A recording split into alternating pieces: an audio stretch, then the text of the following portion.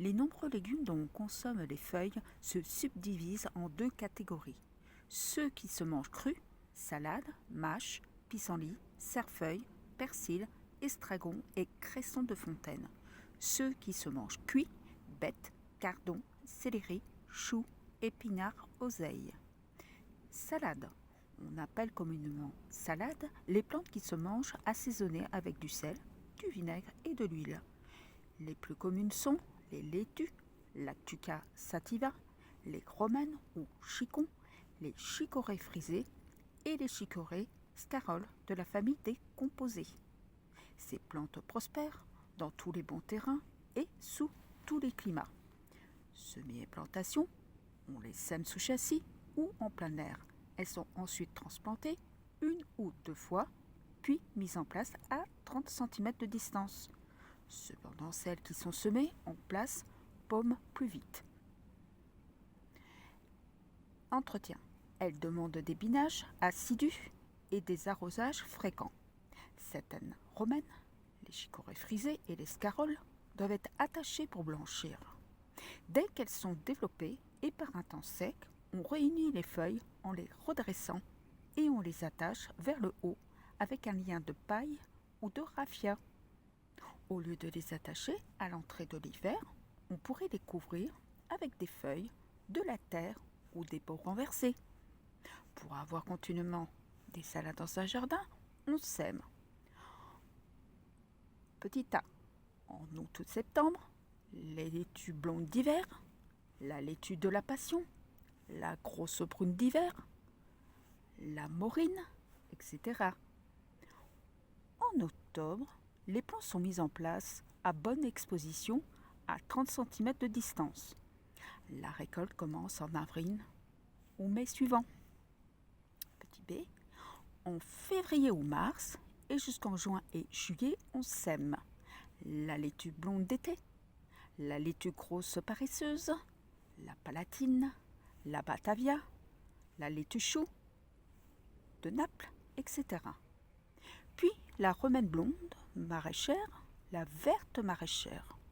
Ensuite la chicorée frisée de Meaux, l'impériale, la fine de Rouen. Enfin la scarole ronde, la scarole encornée, celle d'hiver du Var.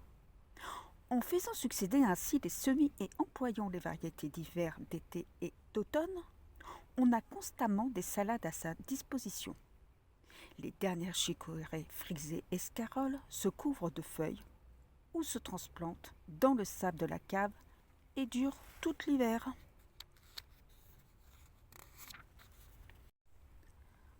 Autre sorte de chicorée. Parmi les chicorées, on remarque encore la chicorée amère, dont les propriétés dépuratives sont si appréciées.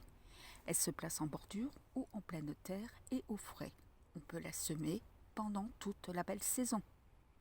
La chicorée à café, dont les grosses racines, desséchées et moulues, s'ajoutent au café pour atténuer les propriétés excitantes et le rendre dépuratif.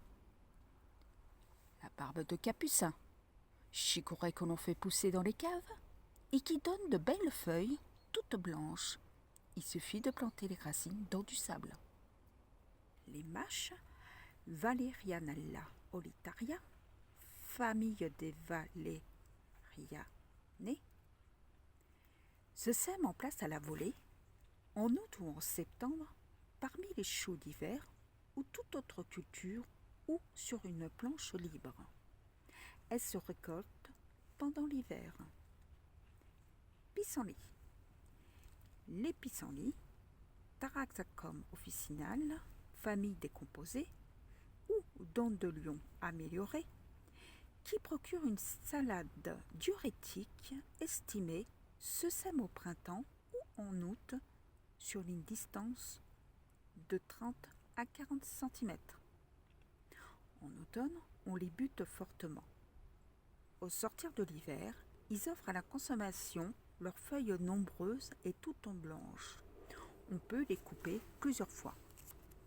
Persil, Petroselinum sativum et cerfeuil, Cerefolium sativum, famille des ombellifères.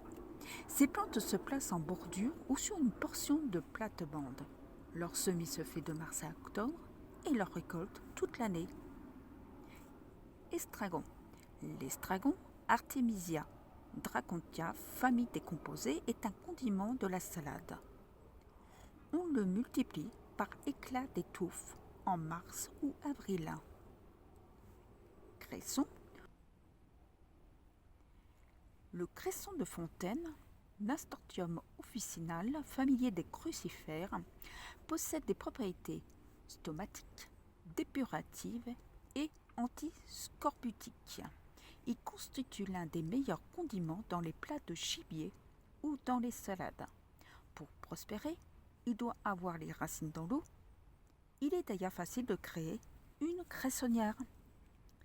Établissement d'une cressonnière. On creuse un petit bassin de 20 à 30 cm de profondeur, qu'on rend imperméable par une couche d'argile ou de ciment. Au fond, on met une légère épaisseur de terre argilo-silicieuse qui reçoit la graine ou des plants enracinés. Il suffit même de poser simplement sur la terre de petites touffes de cresson qui ne tardent pas à s'y attacher. On fait ensuite passer un filet d'eau de source continue. Une cressonnière bien entretenue offre de jeunes pousses de cresson presque toute l'année.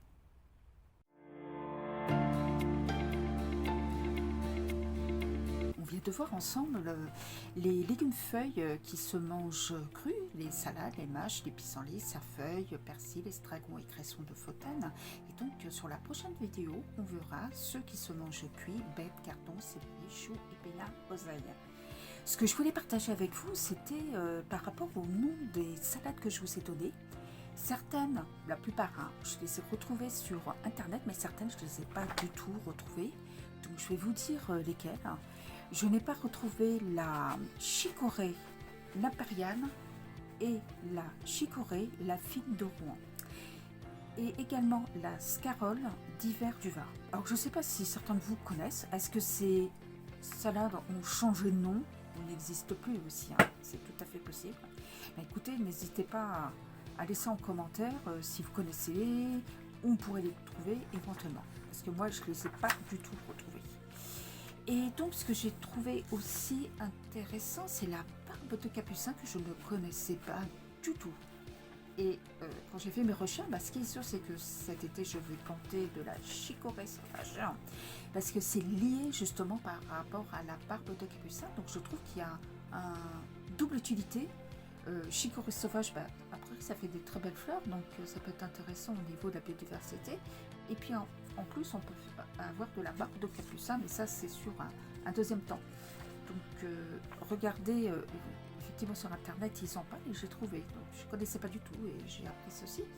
Et je ne connaissais pas non plus la chicorée à café. J'ai découvert ce côté dépuratif qui peut être intéressant, et notamment quand on le met dans le café. Effectivement ils ajoutent, ils disent ça ajoute au café pour en atténuer les propriétés excitantes et le rendre dépuratif. Voilà. Et la dernière chose qui m'a intéressée, c'est l'établissement d'une cressonnière. Effectivement, ça peut être intéressant, mais ça fait comme une fontaine, Bon, après, pour la réaliser, il faut avoir la place de le faire et avoir ce petit filet d'eau qui passe. Mais ça peut être intéressant parce que cette cressonnière peut amener quelque part de l'eau pour l'été, pour les oiseaux. Donc, je pense plus à, vous voyez, comme une fontaine en hauteur pour pas que des chats puissent y aller, et puis faire ce petit filet d'eau et qui ferait pousser du cresson. C'est une idée, effectivement. Voilà. J'espère que cette petite vidéo vous a plu et je vous dis à la prochaine.